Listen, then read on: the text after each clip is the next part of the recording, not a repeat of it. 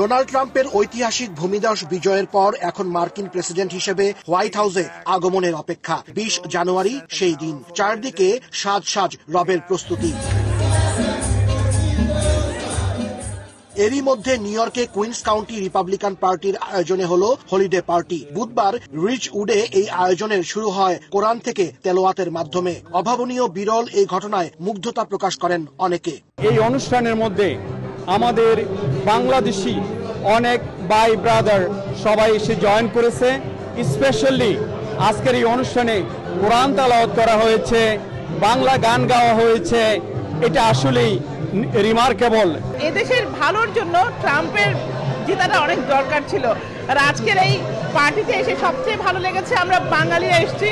I think এটা আমেরিকার জন্য, বাংলাদেশের জন্য, সারা বিশ্বের জন্য একটা শান্তিপূর্ণ বছর হবে। হলিডে পার্টিতে ছেলেকে সঙ্গে নিয়ে এসেছেন 70 বছর বয়সী জরিনা খাতুন। তিনিও ট্রাম্পের একজন ভক্ত।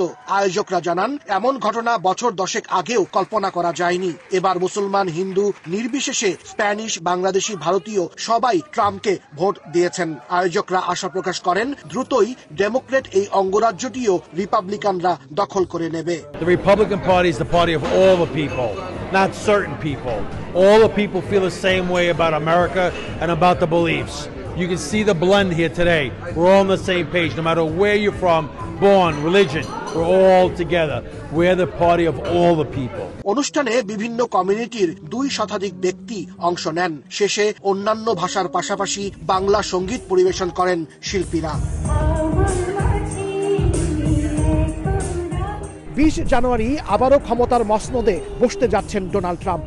ক্ষমতায় গিয়ে তিনি আমেরিকাকে কতটা মহান করে তুলতে পারেন, যেমনটি তিনি বলেছেন, মেক আমেরিকা গ্রেট এগেইন, সেটি এখন দেখার অপেক্ষা। হাসানুজ্জামান সাকি, সময় সংবাদ, নিউ ইয়র্ক।